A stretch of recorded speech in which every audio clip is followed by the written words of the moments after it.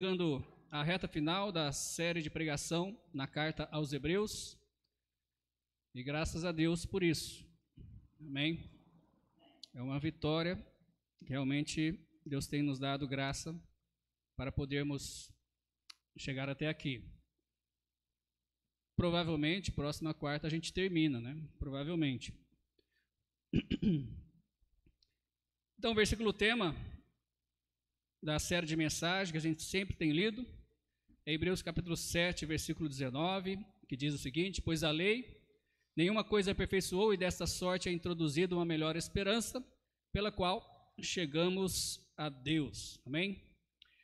Nessa noite estaremos falando sobre o tema evidências de que amamos a Deus. Evidências de que amamos a Deus.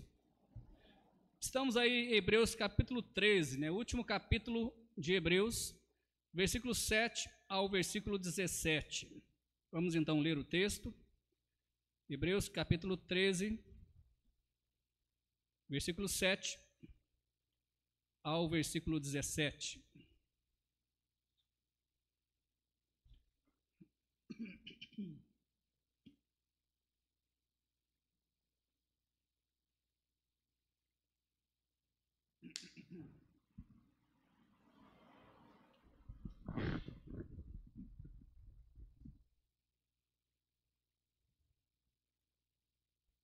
Hebreus 13, versículo 7 ao versículo 17 diz o seguinte: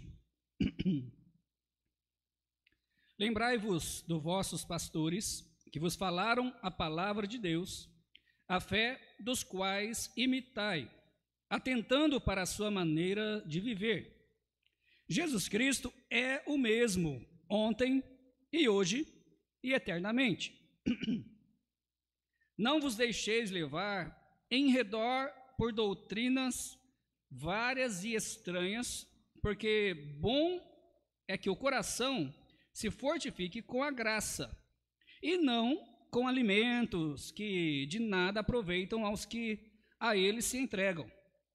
Temos um altar de que não tem direito de comer os que servem ao tabernáculo, porque os corpos dos animais, cujo sangue é pelo pecado trazido pelo sumo sacerdote para o santuário, são queimados fora do arraial. E, por isso, também Jesus, para santificar o povo pelo seu próprio sangue, padeceu fora da porta. Saiamos, pois, a ele fora do arraial, levando o seu vitupério, porque não temos aqui cidade permanente, mas buscamos a futura. Portanto, ofereçamos sempre por ele a Deus sacrifício de louvor, isto é, o fruto dos lábios que confessam o seu nome. E não vos esqueçais da beneficência e comunicação, porque com tais sacrifícios Deus se agrada. Oremos. Pai, mais uma vez, chegamos ao Senhor para nos colocar, para sermos usados como instrumento da sua vontade, pelo seu Santo Espírito, que possa ser realmente o verdadeiro pregador, e usando, Pai, a minha boca e também falando a cada coração, trabalhando em cada vida, desde as que estão aqui, como também aquelas que estão acompanhando pelo Facebook. Abençoe também aqueles que vão ouvir, assistir essa mensagem posteriormente também. Que a sua palavra possa ser poderosa em cada vida que realmente assistir essa mensagem. Em nome de Cristo, oramos agradecidos por tudo. Amém. Os irmãos podem se assentar.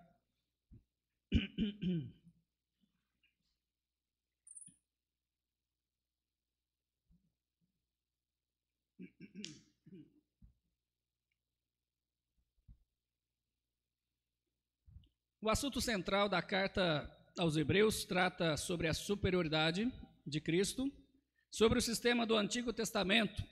A carta também mostrou o grande privilégio que temos, através do sangue de Cristo, de entrar no lugar mais santíssimo que possa existir, que está lá no céu, e desfrutarmos então da presença de Deus, conforme está escrito lá no capítulo 10, versículo 17 ao versículo 23.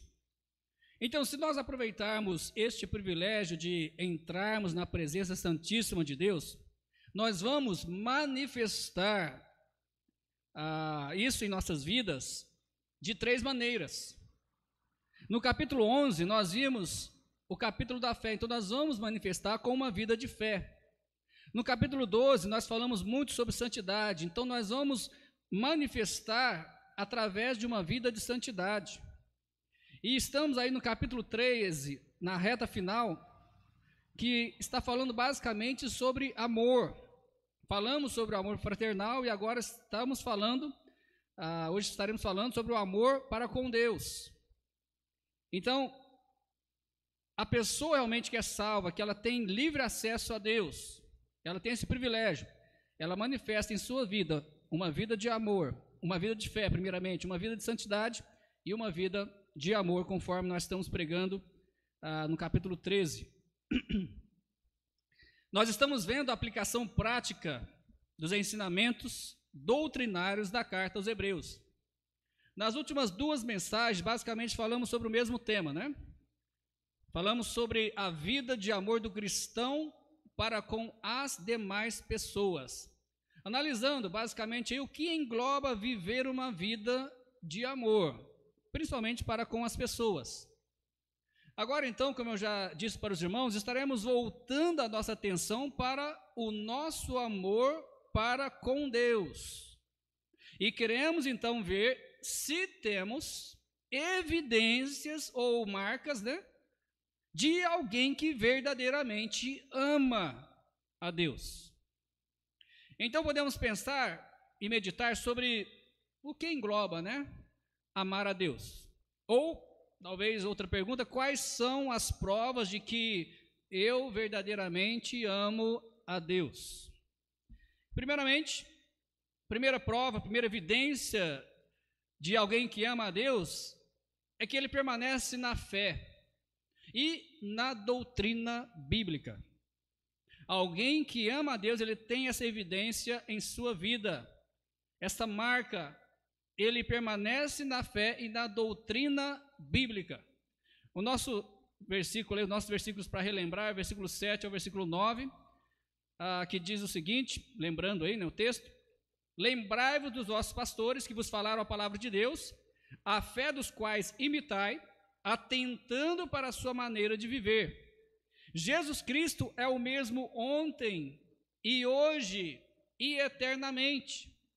Não vos deixeis levar em redor por doutrina várias e estranhas, porque bom é que o coração se fortifique com a graça e não com alimentos que de nada aproveitam aos que a eles se entregam. Nós já passamos, irmãos, pelo verso 7, na mensagem anterior. Não sei se os irmãos lembram disso, talvez nem lembravam, né? Mas eu acho que alguns lembravam, né? Passamos já pelo verso 7, e no sentido aí de demonstrar amor e gratidão aos pastores que viveram e morreram fiéis à doutrina bíblica, proclamando a palavra de Deus, conforme diz aí no versículo 7.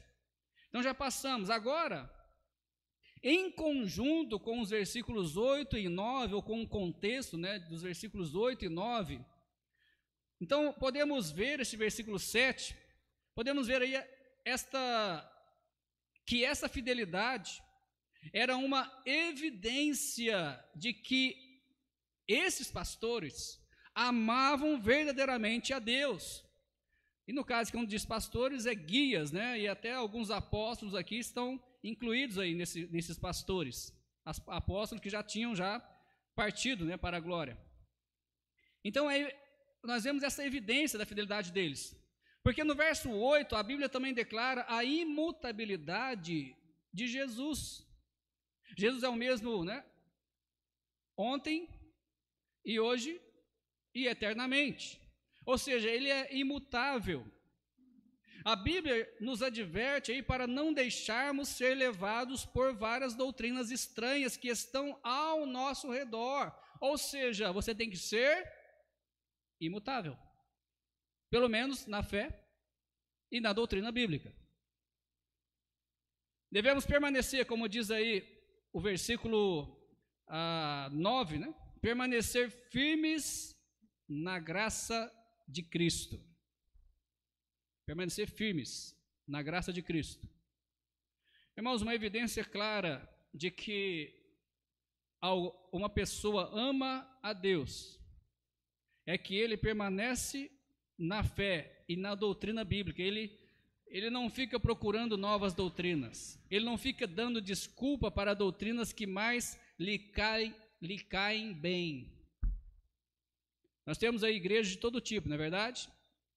Igrejas de todos os gostos. Mas nem todas essas igrejas são bíblicas, porque a Bíblia é uma só. Jesus é um só. As doutrinas são bem claras, mas muitas vezes há distorções. Muitas vezes até mesmo batistas, como eu conheço muitos pastores, já mudaram, já caíram em alguns pontos da fé, já caíram em alguns pontos da doutrina bíblica. Mas alguém que ama verdadeiramente a Deus, ele não se preocupa naquilo que a sua família faz, ele não se adequa à doutrina naquilo como a sua família vive, mas ele permanece na doutrina bíblica, independentemente se vai agradar a ele, se vai agradar a família dele, ou se vai agradar a igreja, ou se não vai agradar a igreja. Mas infelizmente o que nós temos visto são pastores e igrejas adequando as doutrinas bíblicas à vontade do povo. E aí, o resultado é o que vocês veem aí fora, né? Ah, você é crente? Sou, né? Agora a irmã Cida falou, né? Todo mundo crê, né? Todo mundo é crente. E uma grande maioria se intitula evangélico, mas como o Lorival falou, só fala da palavra de Deus, mas a vida não mostra.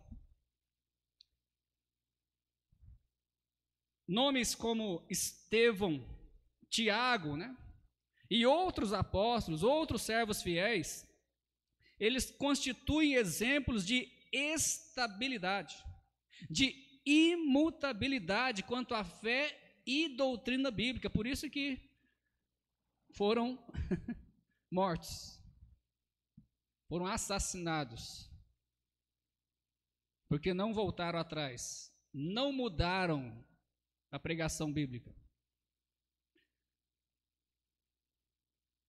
As doutrinas aqui no verso 9 está fazendo referência, irmãos, a instituições e práticas do judaísmo. Lembrando que a carta aos Hebreus, né, escrita logicamente aos judeus, então o judaísmo era muito forte, a religião, né, aquelas práticas, aquelas instituições, aquelas observâncias, era muito forte. Então eles queriam Jesus e muitas vezes o judaísmo queria entrar para também fazer parte com Jesus. Mas nós vemos que o apóstolo Paulo, o escritor que é os Hebreus, ele fez distinção, né? Qual que é o tema central? Cristo é superior a tudo isso.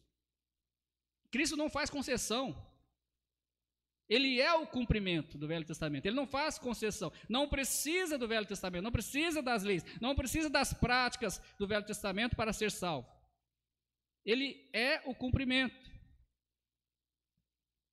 Então, quando fala aí, né, de alimentos, né, como diz aí, era realmente essas práticas que eles tinham com respeito aos alimentos. Eram práticas diversas, né, estranhas. Interessante que a Bíblia chama de estranhas, embora está falando do judaísmo. Interessante isso, né? E principalmente estranhas é o evangelho. Não tinha nada a ver com o evangelho de Cristo. E não trazia também proveito algum aos hebreus. Não acrescentava em nada na vida espiritual dos hebreus, essas práticas. Tanto é que Jesus, quando esteve no meio dos judeus, ele sempre falava contra os fariseus, sempre falava contra os saduceus, sempre falava sobre hipocrisia, porque não acrescentava nada na vida espiritual deles. Por isso que o texto bíblico aqui incentiva-nos a fortificar o coração na graça de Cristo, pois ela nos trouxe perdão. A lei não perdoa nada. As práticas do Velho Testamento não perdoam nada. Mas a graça de Cristo trouxe perdão, e não só perdão, mas salvação eterna. E isso nenhuma prática do Velho Testamento traz. Nenhuma religião traz. Nós vamos falar disso daqui a pouco, né? Daqui a pouco não, agora. Segundo ponto, ou seja, segunda evidência de alguém que ama a Deus. Ele não só é firme na fé e nas doutrinas bíblicas, mas ele também, ele sacrifica separando das vãs religiões, ou das vãs práticas religiosas, como acabamos de dizer aqui. E o nosso texto agora é do versículo 10 ao versículo 14, Hebreus capítulo 13, versículo 10 ao 14, lembrando aí o texto diz o seguinte: temos um altar de que não tem direito de comer os que servem ao tabernáculo, porque os corpos dos animais cujo sangue é pelo pecado trazido pelo sumo sacerdote para o santuário, são queimados fora do arraial, ou fora da tenda, né? Lá do tabernáculo, lembra? A tenda da congregação, então era queimado fora. E por isso também Jesus, para santificar o povo pelo seu próprio sangue, padeceu fora da porta, ou seja, em outras palavras, Jesus foi crucificado fora da cidade de Jerusalém, ok? Versículo 13, saiamos, pois, a ele fora do arraial, levando o seu vitupério, porque não temos aqui cidade permanente, mas buscamos a nossa cidade que está nas regiões celestiais, amém? Eu estou aqui parafraseando, né? Buscamos a futura, diz o versículo 14 aí, que é a cidade celestial. Irmãos, a religião predominante, como eu já disse, e bem forte no meio dos hebreus, logicamente era o judaísmo, com várias práticas, várias observâncias que não traziam nenhum benefício espiritual duradouro para o povo. Mas era o quê? Era um legalismo, e um legalismo estéril. É assim que escreve mesmo, estéril? Quem conhece português aí? É com L? Ah, sim, obrigado, porque eu achei agora estranho mesmo a palavra, né? Quando eu escrevi não achei estranho, mas agora eu achei estranho. Obrigado. Então, era um legalismo estéril. E, no caso, é estéril o quê? Sem uma realidade espiritual. Não tinha nada de espiritual naquele legalismo. Mas Cristo, então, ele veio, conforme diz o nosso texto, ele veio para purificar e santificar o povo através do seu próprio sangue, derramado na cruz do Calvário, conforme eu já disse, fora da cidade. Tudo tem um significado, irmãos. Tudo tem um significado. É muito interessante, muito maravilhoso ver como que a palavra de Deus, ela se completa, como que os homens, né, no caso aí os romanos, que fizeram, né, essa crucificação, aliás, inventaram essa crucificação, eles, né, faziam fora da cidade. Tudo tem a ver, tudo realmente indicava aí uma tipologia do Velho Testamento, tudo realmente mostrava Cristo, mostrava o que iria acontecer com Cristo. Aqueles animais, conforme eu já disse, no Velho Testamento, eles eram sacrificados, né? E eram queimados fora do arraial, fora da tenda. E Jesus, então, morreu fora, né? Tipificando aí, que ele era realmente o Cordeiro de Deus. Ele não era, né? Ele é o Cordeiro de Deus, que tira o pecado do mundo. Por isso, então, a Bíblia nos exorta o quê? Depois de relacionar aí o que aconteceu com os animais e o que aconteceu com Cristo, ela nos exorta a sairmos das religiões vãs para fora. Sair para fora. Aliás, igreja, né? Lembra o que significa a palavra igreja? Eclesia? Chamados para fora. Está vendo como que os pequenos detalhes Está tudo junto, está tudo incluído, né? Então a Bíblia fala para chamar para fora, no caso aí, fora das religiões vãs, as religiões que não trazem benefício espiritual nenhum, assumindo até mesmo o insulto, assumindo até mesmo a vergonha dele, ou seja, a vergonha que Cristo passou. Vocês sabem o que aconteceu com Cristo? Desde quando ele foi preso, arrancaram-lhe toda a roupa. Isso era uma grande vergonha para o judeu.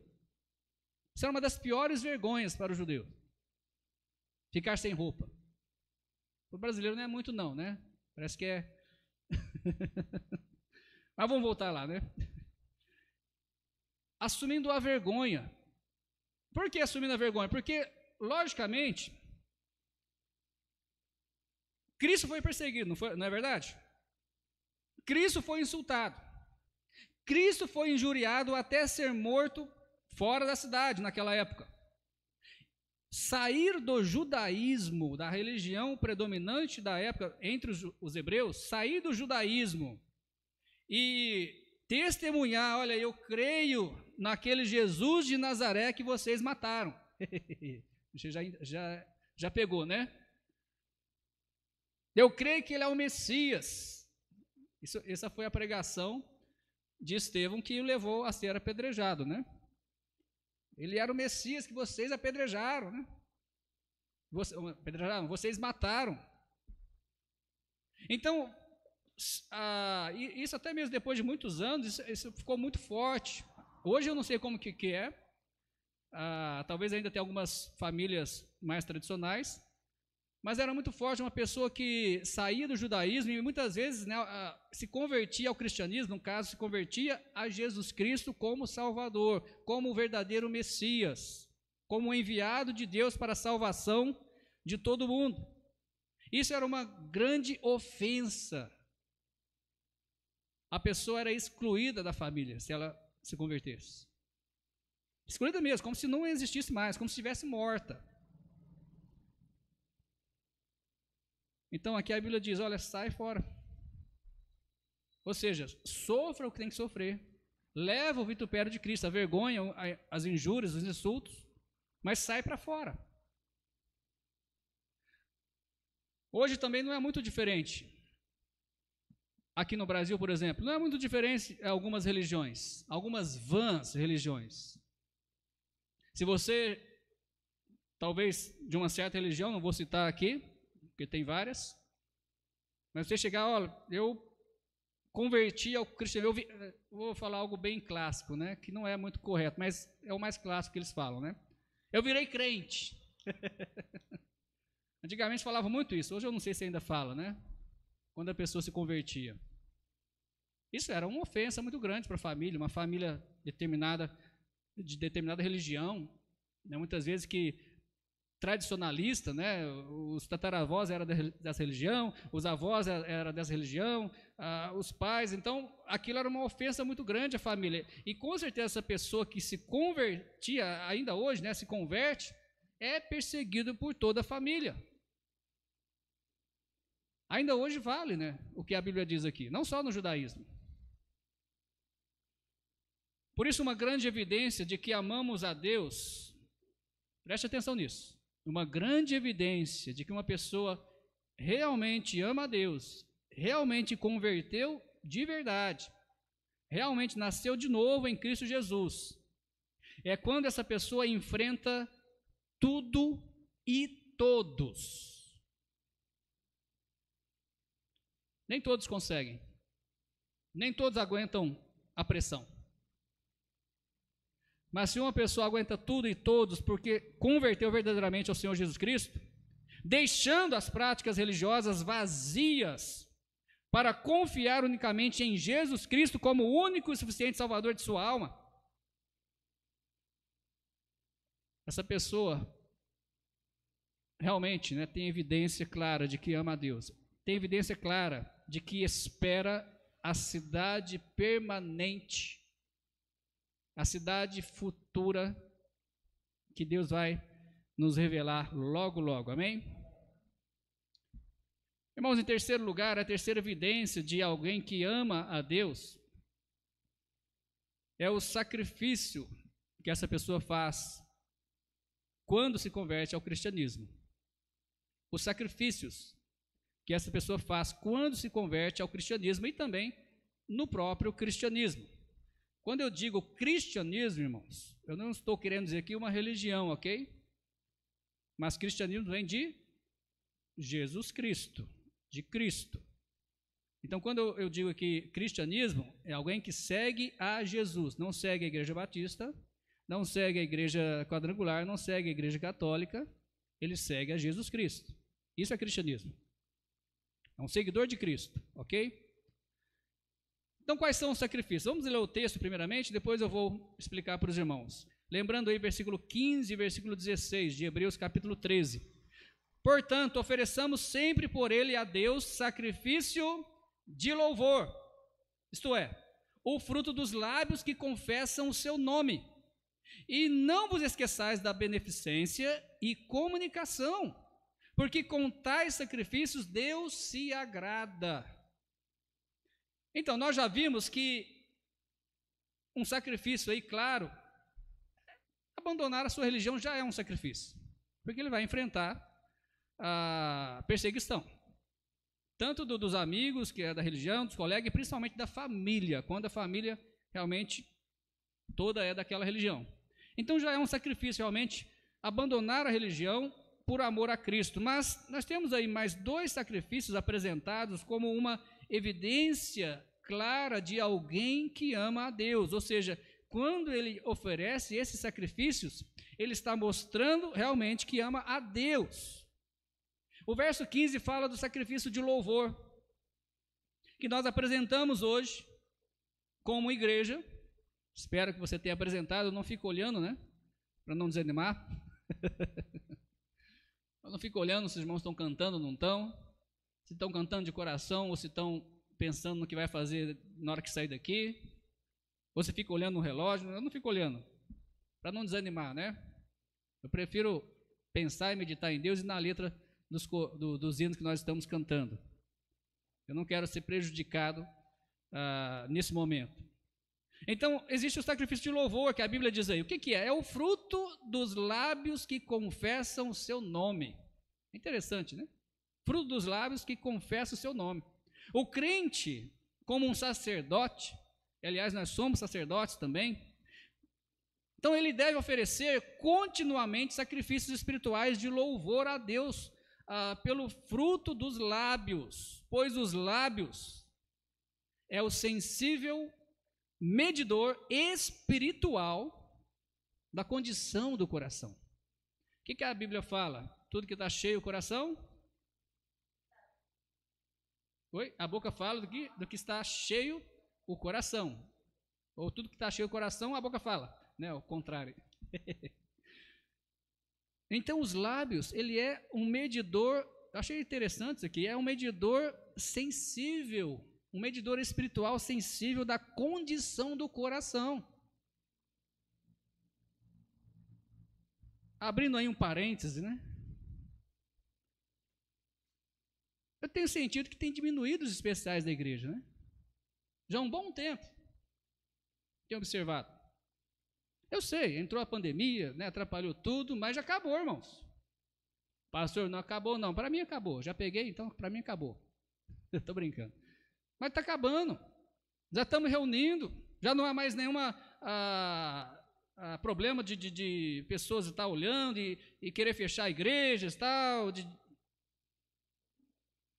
né? Isso só vai melhorar daqui para frente, pelo menos com respeito à Covid, né? Agora você vai vir outras, só Deus sabe. Mas logo vai voltar a um outro normal, quase parecido com o antigo, né? Eu sei que não vai ser igual. Mas o que aconteceu com os especiais? O que aconteceu com o desejo de louvar a Deus? O que aconteceu com o sacrifício de louvor? E eu espero, eu não tenho olhado, eu espero que você tenha também, no momento de louvor, que o dirigente está aqui, você tenha realmente louvado a Deus de coração. Tenha meditado nas letras dos hinos.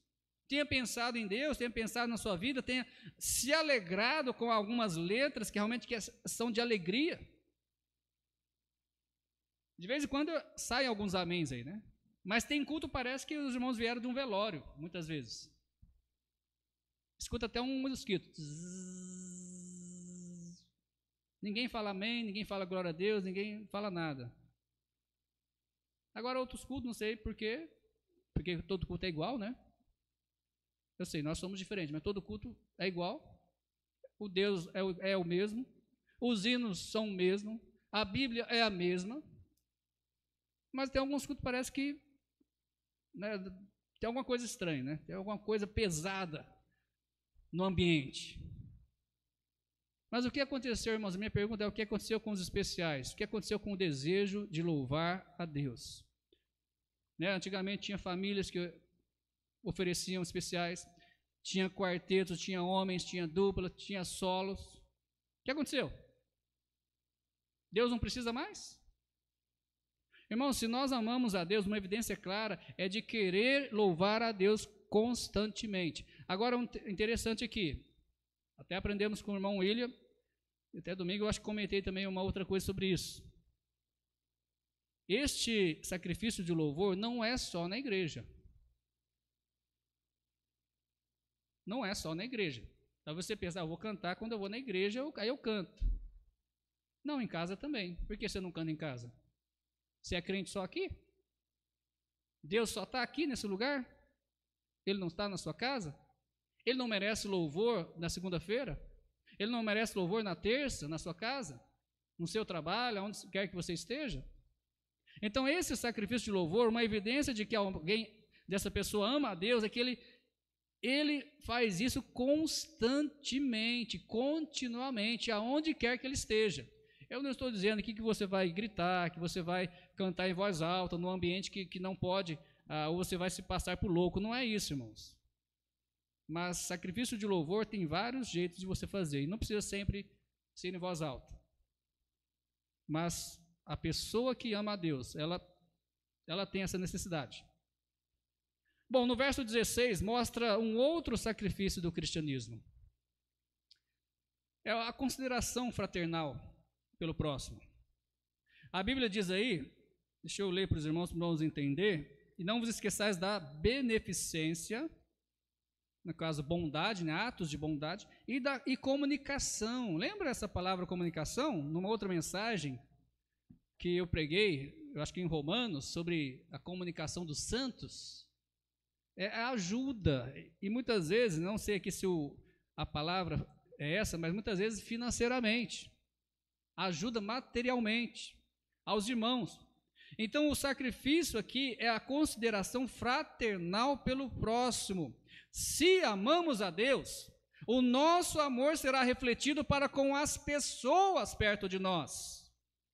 É impossível você amar a Deus e não mostrar isso com as pessoas. Se isso não é comum para você, ajudar as pessoas, atos de bondade para com as pessoas, muitas vezes ajudar nas necessidades, se isso não é comum para você, você não tem uma evidência aqui, pelo menos essa não é uma evidência na sua vida, de que você ama a Deus.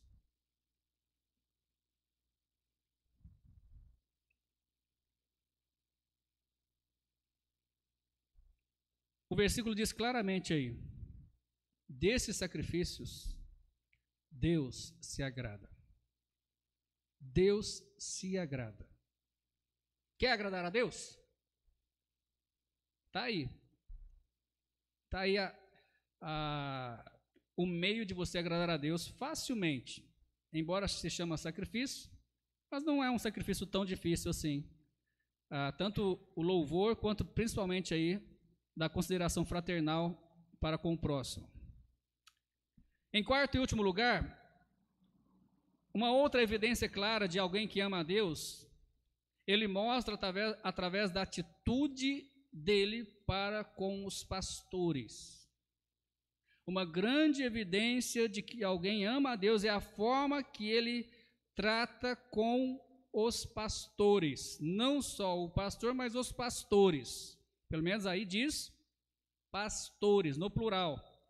Hebreus 3,17 diz, obedecei a vossos pastores, sujeitai-vos a eles, porque velam por vossas almas, como aqueles que hão de dar conta delas, para que o façam com alegria e não gemendo, porque isso não vos seria útil.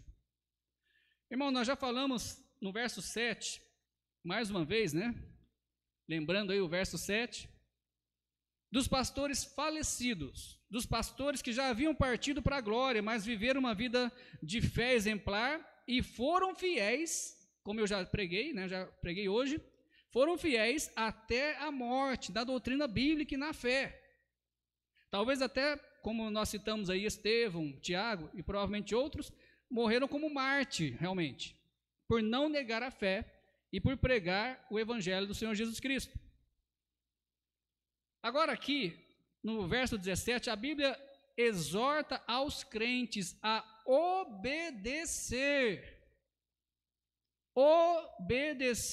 aos pastores.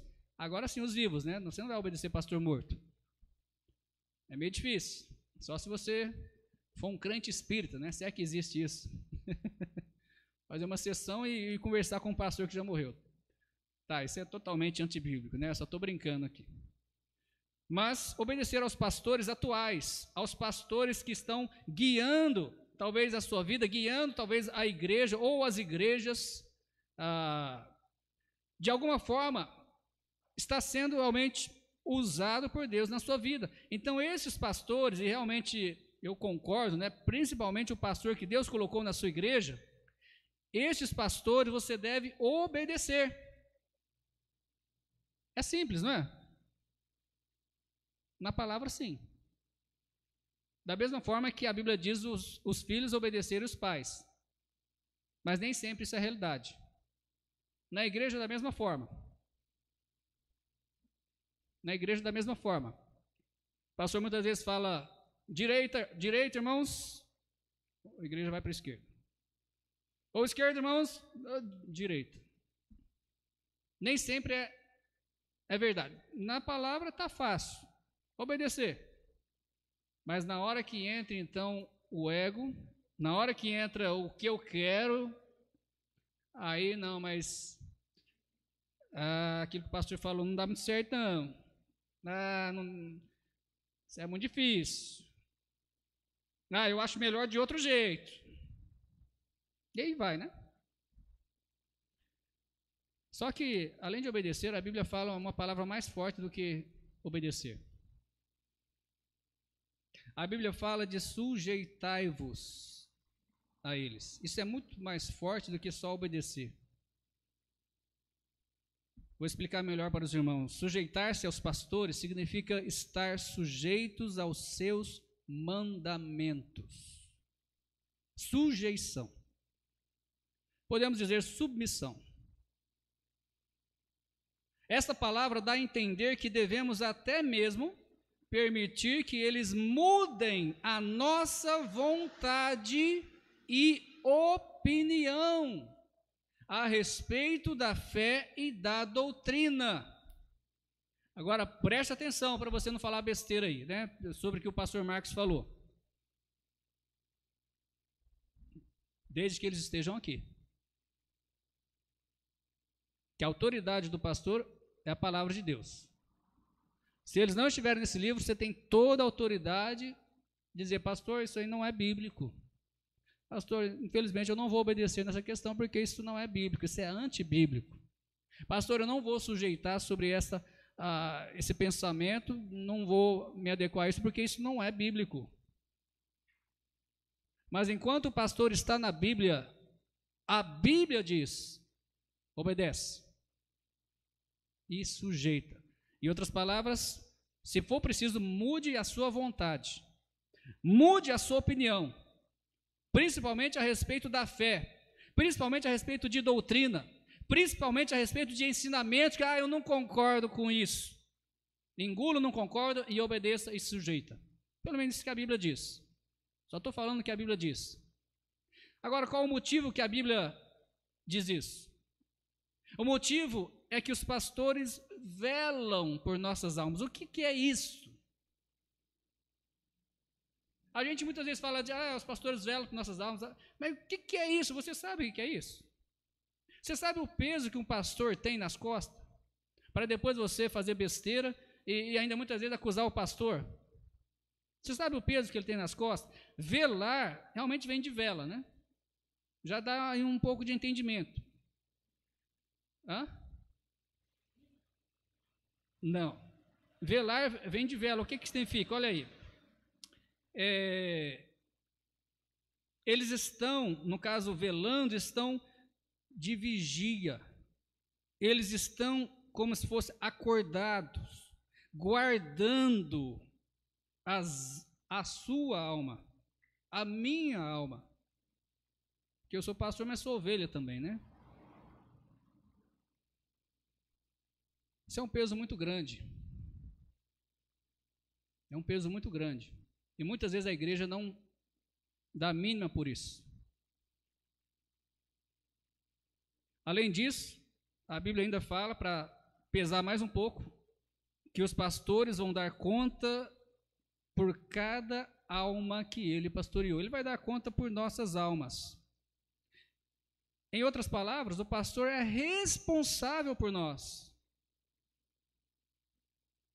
Hoje, se eu fizer alguma besteira com respeito a Samara, quem vai pagar o pato? Hoje, se eu deixar acontecer algo com ela, ou deixar ela sair na rua, ser atropelada, quem é responsável por ela? Eu e Tamara.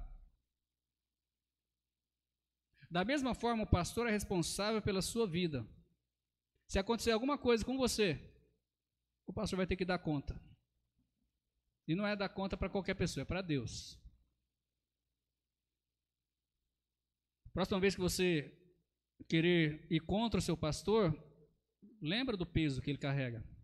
Lembra do que a Bíblia diz: obedece, sujeita, engula o seu orgulho. Concluindo,